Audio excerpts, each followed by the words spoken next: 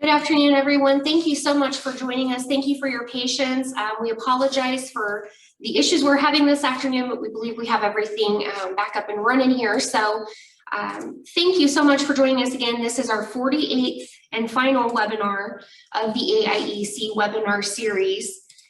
We do appreciate all of the support and the participation we've had over the last few months. So, we just can't express how grateful we are that you've taken the time to log into these every week since November. So thank you so much for that.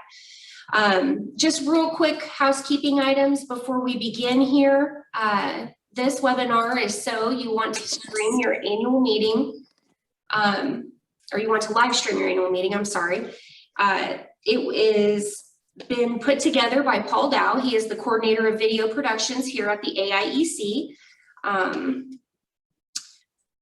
The presentation will last about 45 minutes. We will try to keep it on schedule and finishing at 3:30, but then we will leave time for Q&A. And then at the end, please submit any questions using the private chat function or private message function through the chat, and Brian and myself will be more than happy to moderate those to Paul. And with that, we will go ahead and get started.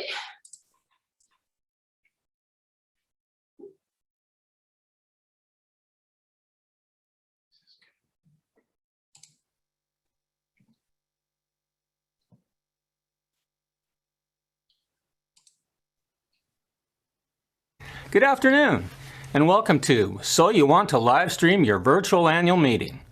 I'm going to give you a little overview about live streaming and talk about some of the ways the AIEC's Member Services Department can assist you in transitioning to what will probably be a very different annual meeting experience.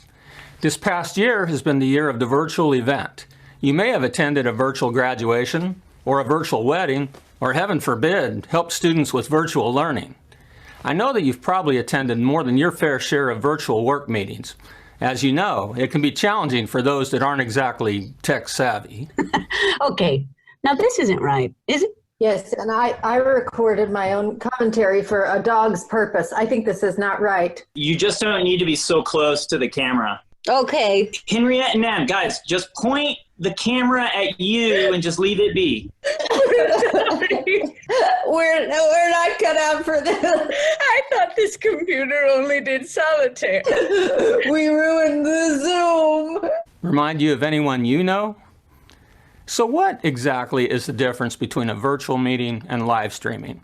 These days, that's a frequently asked question, and the answer can be kind of blurry. Remember when we could actually go to concerts and parties at a friend's house? Well, a virtual meeting is kind of like a small party. It's a collaborative, two-way communication experience. Attendees expect to be able to chime in and have conversations. And just like that party, a virtual meeting has limits on the maximum capacity. Well, live streaming is more like going to a concert. The attendee doesn't expect to have personal two-way conversations with the presenter. They may interact through polling or chat features, but the attendee is not part of the show.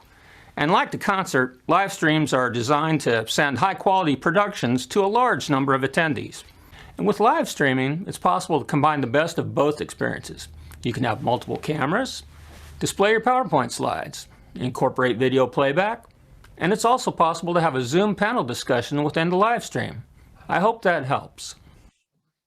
As the state of Illinois eases restrictions on the size of public gatherings, many of this year's virtual meetings may be a hybrid of both remote and in-person attendees. I'm sure everyone has already had the discussion about whether your cooperative's bylaws will allow for a virtual meeting.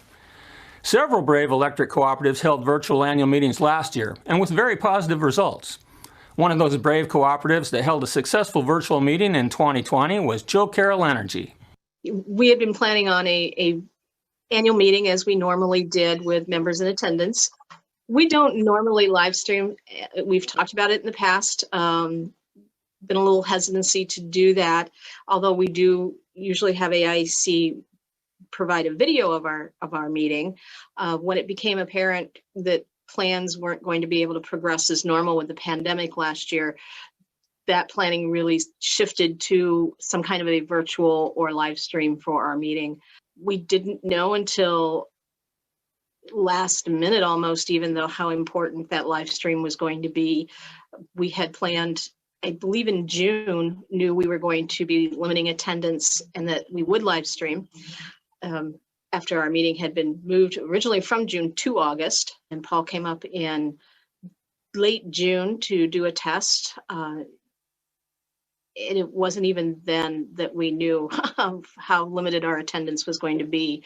But because of going virtual, and we knew we were going virtual, so we shifted from doing RSVPs to our annual meeting to making those RSVPs registration so that we could control attendance.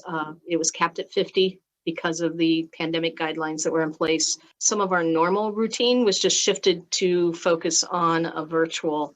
Prize drawings, we actually posted on social media, put in our center section for members to send us questions in advance. We took those through social media and through email.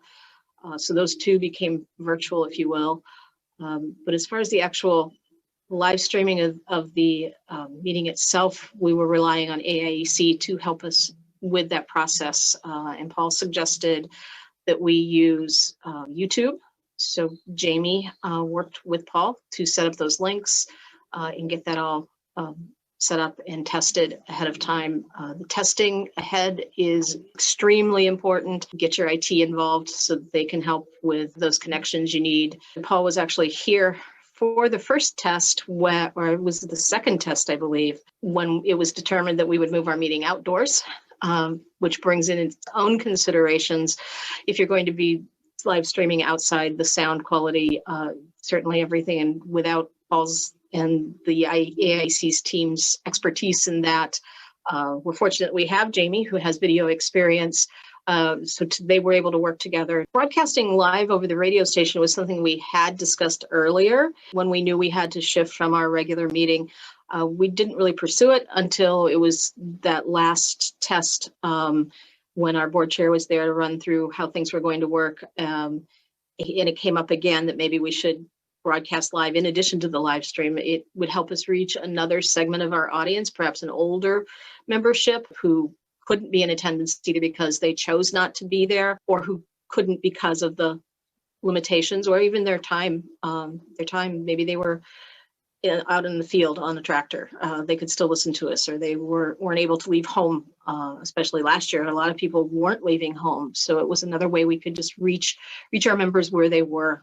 Just to give you guys all a shout out down there at AIEC, I mean, it was suggestions that we got from you all that really helped us a lot. I think Chris had sent out an email about if you're not sure when your meeting's going to be, go ahead, send the postcard as here's our date. So that's what we did. We took advantage of that. Unfortunately, we did not print an annual report, full annual report. We shifted that over to our center section to save money.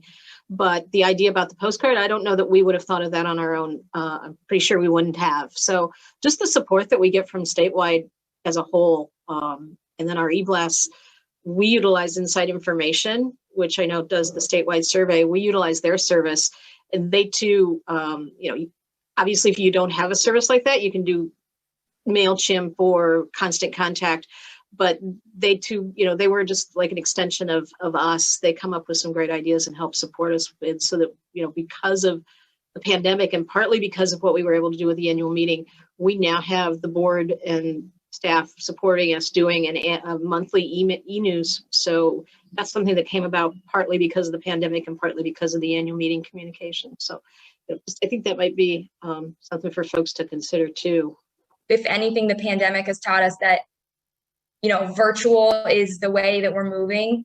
And so being able to reach your members on different platforms and being able to provide that message in different ways is definitely something that like us as communicators are used to doing. But even like moving forward, if you have an Instagram, if you have a Facebook Live, if you want to do Facebook stories, anything like that, definitely to get the message out to your members. We put the video on our YouTube, on our website. We shared it on our social media platforms. I think with the pandemic, if anything, it has definitely opened our eyes to the possibilities of different ways we can get our message out to members. A large part of our demographic and our members are older, so they might be used to going to our website or might be used to checking their email, things like that.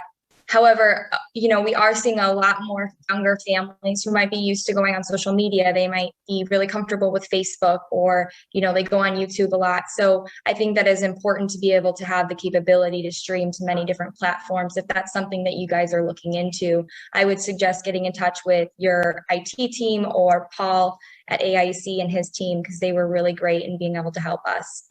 Thank you to Peg Frankham and Jamie Kluzek at Carroll Energy for their participation in today's presentation. Virtual events can be offered as live events, recorded as they happen, or as pre-recorded events that have the appearance of being live, kind of like this presentation. The ability to pre-record, and consequently the ability to edit, provides a certain peace of mind for everyone involved. Last year's AIEC annual meeting is an example of a pre-recorded event that was edited and then delivered via YouTube to the AIEC's website. The most obvious advantage, I believe, to pre-recording a session for your annual meeting is that you can, if you stumble over a word or a comment, if you blink or get distracted, you can stop and start, and you can polish that presentation to look just as professional as you would like. And that's a real nice advantage. Take out that human error that just happens. Secondly, you can more accurately plan for the length, because when you can run a presentation and say, okay, that was a little too long or a little too short, and you can work on it to where it's just the right length, accentuating the right points of your presentation for your audience. Also, an advantage of pre-recording versus live, and I saw that vividly this summer with my counterpart of Maryland, Delaware, Virginia Statewide Association. They went live with their presentation and used a lot of bells and whistles. And it just had so many audio and technical IT difficulties that it really took away from what I thought was an outstanding performance. But they would stop and say, we'll be right back with you, and you couldn't hear the audio correctly. And it just diminished the value, because they had just those things that happen first time especially. So you can remove all that uncertainty and make those IT gremlins and remove them from your equation for the most part.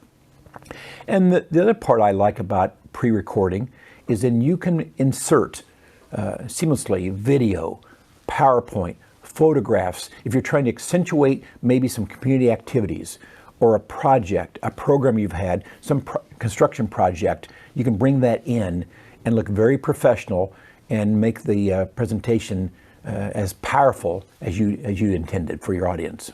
Thanks, Dwayne. No matter which type of meeting you choose, it's important to make a recording of the event available after it ends. Posting the video to your website, YouTube channel, or Facebook will allow many of your members and employees the flexibility to view your meeting's content when they wish.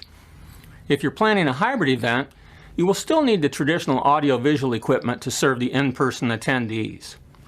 If the number of in-person attendees is significantly less than your normal annual meeting crowd, you may not need as large of a sound system, or maybe you only need one projection screen and projector. Either way, you'll still need a videographer and a sound man, as well as the streaming provider. As the host of a virtual annual meeting, it's your task to make sure that your membership can access the content, collaborate and network, and participate in all that your event has to offer. In other words, can they win prizes? Can they get a free pork chop? Can they still hear some free entertainment? All of these are doable. You'll just have to do it differently. Most social media platforms make it fairly easy to live stream. But which social media platform is best for your cooperative? Since you're wanting to reach your members, look to the places with which they're familiar. Where do they hang out online? Do your members visit your website? Are they active on your Facebook page? Do they visit your YouTube channel? Do they like to tweet? Maybe Twitter's their platform of choice. If you wanted to reach an audience under the age of 35, you should probably live stream to TikTok. Typically, your audience doesn't use just one social media platform, so you might want to consider simulcasting or going live to multiple platforms. This can create some complications with fielding questions and polling, but it is something worth considering. One of the brave Illinois electric cooperatives that jumped into live streaming last year was Clay Electric Cooperative. So Clay Electric wanted to make sure that we had an annual meeting last year, even with everything that was going on. So we made a real effort to first get with, obviously, our lawyer, going over our bylaws to make sure we had the capability within how we're structured to do a virtual annual meeting. And once that was taken care of and we saw that we indeed could attempt one, we saw no reason not to give it a go. We have a very good Facebook presence already, so we decided to use that as the platform. We made our own members-only group. That way we could vet people that enter it to make sure that it is our membership that is viewing the annual meeting when we would go live. We set that up about 2 months in advance and started to broadcast that out to the membership, advertise it through Facebook, through local media in our section of Illinois Country Living magazine. We ended up getting, I think, 400 members into the group at the time we had the annual meeting. We have a pretty high quorum threshold. We need 150 for our annual meeting, but we did our best to cut down on our ability to mess things up by pre-recording a great majority of our meeting that day, with just everyone there available to go live should something turn sideways. So we pre-recorded segments. The opening segment, our reports from Luke and our board president, Bob, our lawyer starting the business portion of the meeting. Tyro pre-recorded a couple versions of that. If we had a quorum, we went on with A. If we did not have a quorum, we went on with B, and then would jump all the way down to the prize drawing at the end. We registered our prize drawing participants off of the member list in the members only group, since those were vetted members. And we had options to do a conference call line and a Zoom option. Anyone who signed up for those in advance, we put into the pool and pre-drew and recorded those before we played them. We wanted to kind of cut down on any sort of problem that we could have, and we thought by pre-recording as much as possible, we could ensure the best product at the end, as well as just being able to not sweat and panic as much the day of. So we ran into several, I wouldn't really call them all issues, but several different iterations on how we plan to go about things. Originally, we had just planned to fill our contests and do our voting and all through the comments, and just have our staff that was on hand that day tally them up as they went.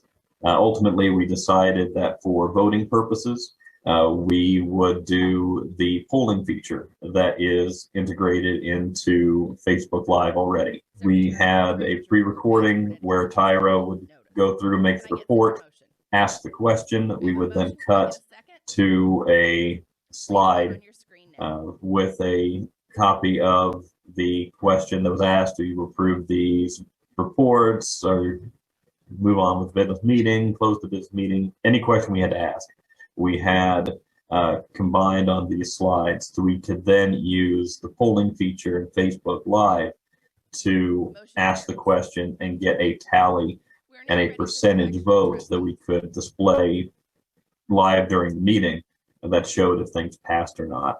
So using that technology, I think, was something that really helped us in, transparency and showing that yes, we are having interaction with the members, they are voting. That was all easy to display, and certainly we did not get it right on the first time. Luckily, our first times were several weeks before the day of. The annual meeting went off as good as one could expect. We started the process by putting together the whole show, the whole meeting, and I made a Facebook group that was our live test group with myself and Luke Johnson, our CEO, and a couple of the people around the office to run this over and over again until we got it seamless, or as seamless as could be. We had some issues as we practiced. a lot came from the fact that we did have a Zoom and a conference line option that was plugged in, because we were broadcasting from our freeware, which was OBS Studio. That streamed into Facebook Live as live stream. Then our Zoom was screen sharing the Facebook live stream.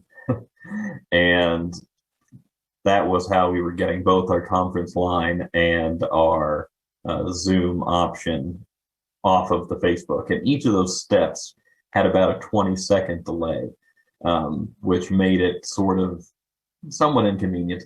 But knowing that in advance, learning that through our testing and the live test environment, made it to where we could, rehearse, get things set up, troubleshoot some issues we had with how things would display, how the polling feature worked.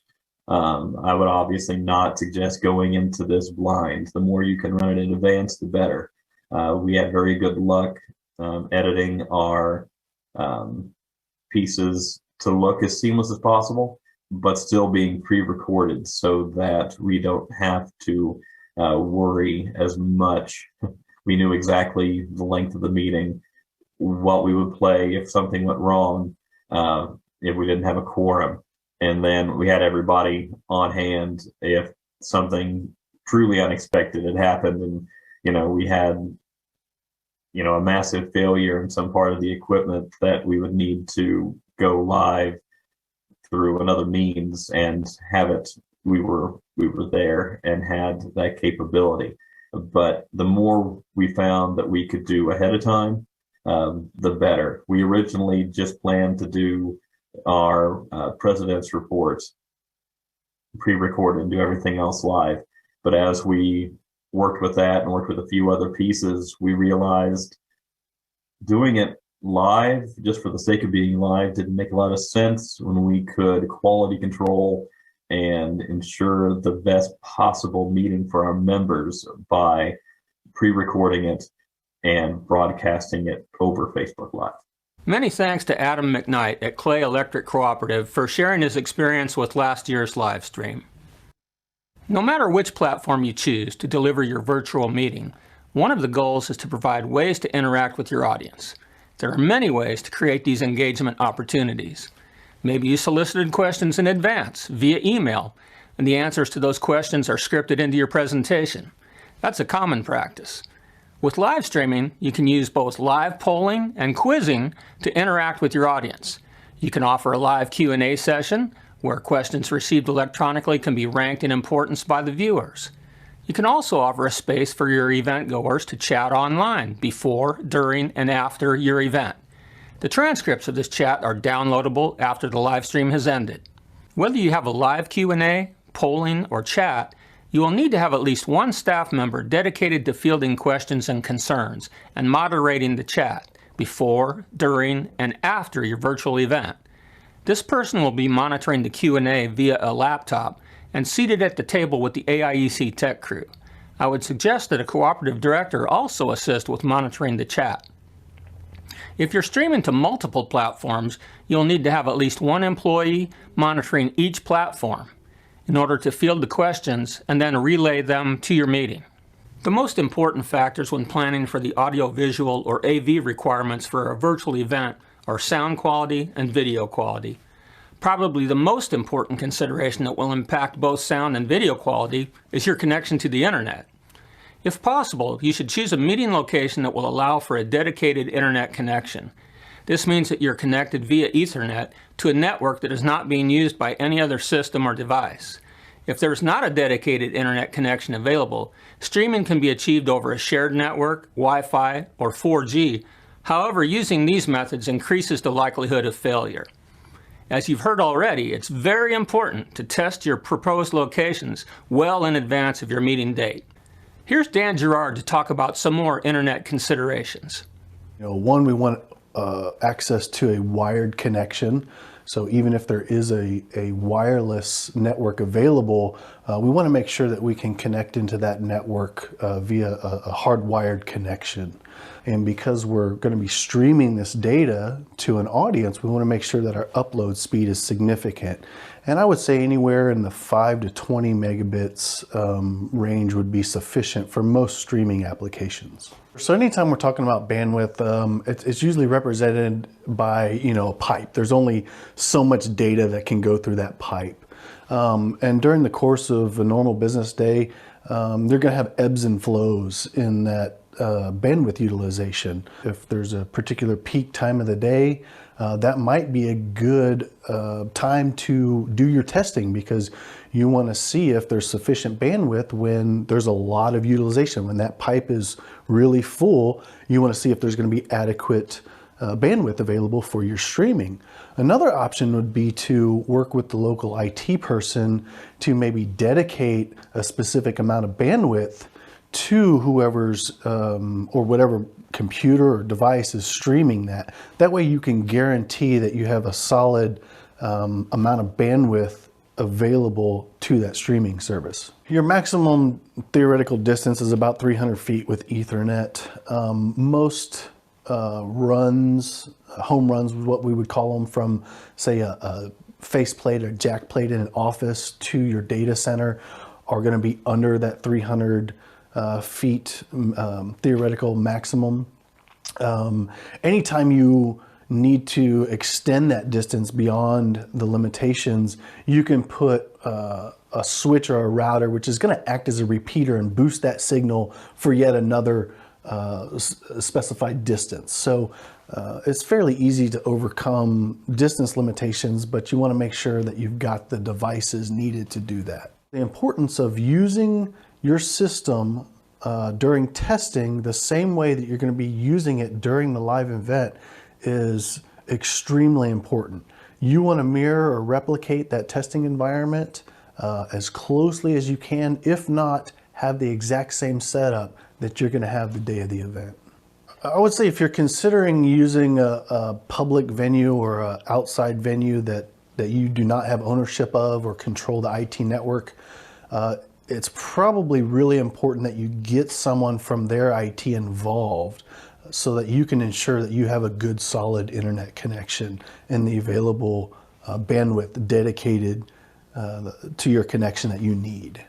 If you're an electric cooperative that's considering doing a hybrid type meeting, you can't get your IT personnel involved early enough. The sooner you get them involved, the better off you're going to be.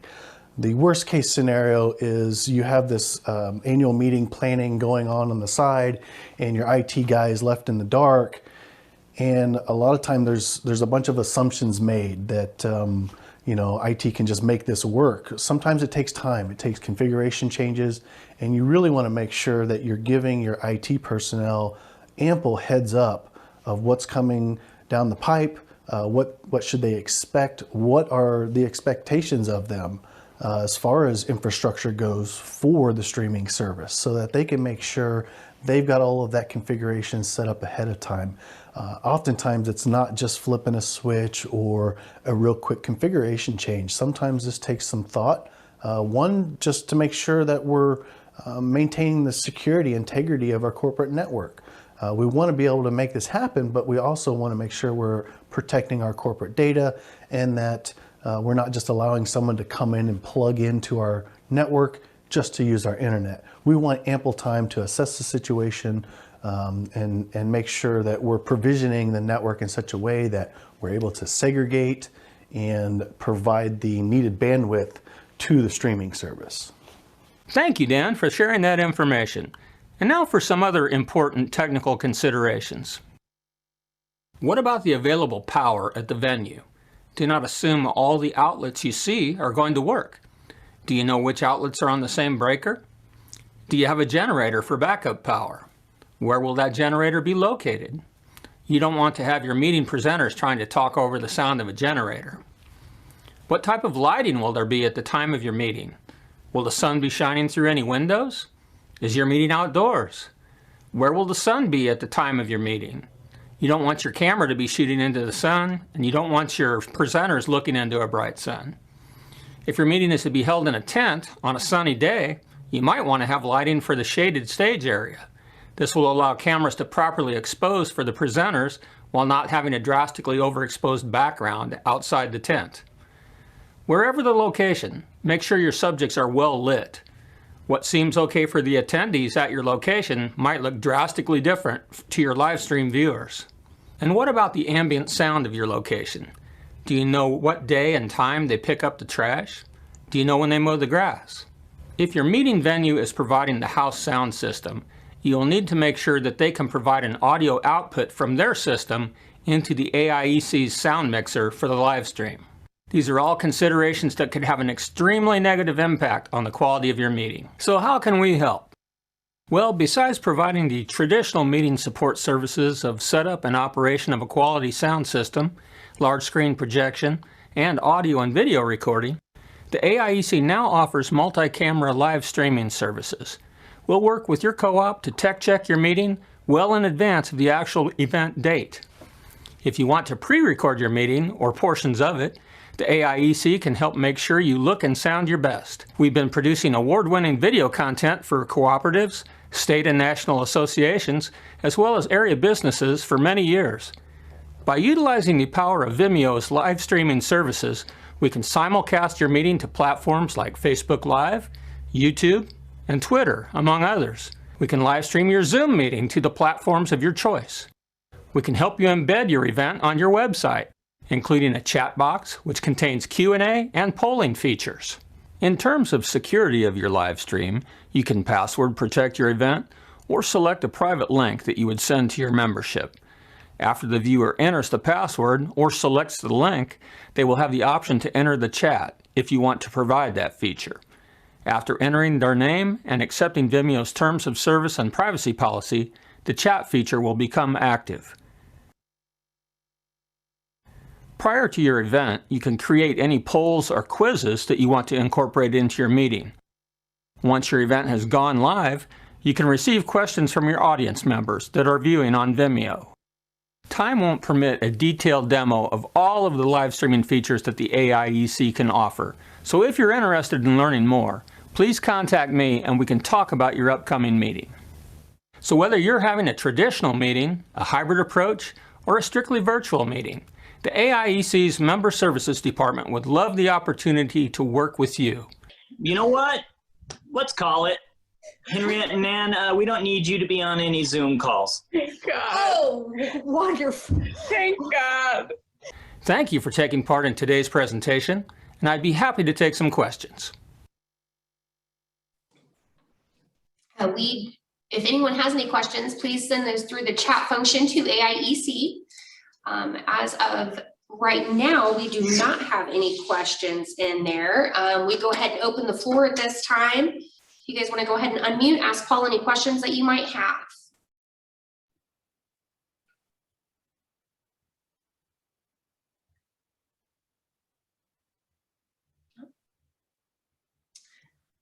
Well, if anyone does have any questions, Paul's contact information is there on the screen. It's pdow@aiec.coop, and there's his phone number as well.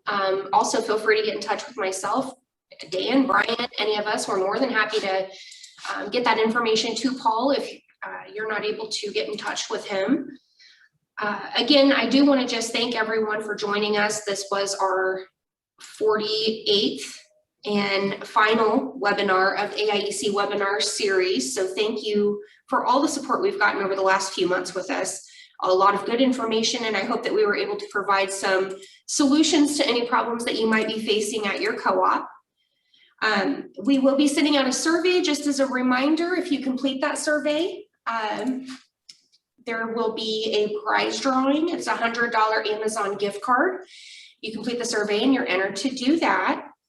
We will have all of our videos from all three series available on our archive page at aiec.coop/webinar weeks archive. So those will be there for the foreseeable future for anyone who wants to come back to those for any kind of reference material. We also will be having our CTC conference October 13th through the 15th in Bloomington. We hope to see everybody come out for that. And I think that that's all we have. Again, thank you all so much for the support. Paul, is there anything else that you would like to add? No, I don't believe so. Just again, just if anybody has any questions at all, don't hesitate to shoot me an email or give me a call. I'd be glad to talk to anyone. Okay, well, again, thank you everyone so much for joining us. Paul, thank you so much for the production today. It was a lot of really helpful information, and the SNL skit was very funny. And I really like how you put yourself in there at the end, but my favorite was probably Chris, when you had his head only. That was great. So we appreciate all of you. Thank you all so much, and have a great rest of your day. All right, thanks, Paul. Thank you.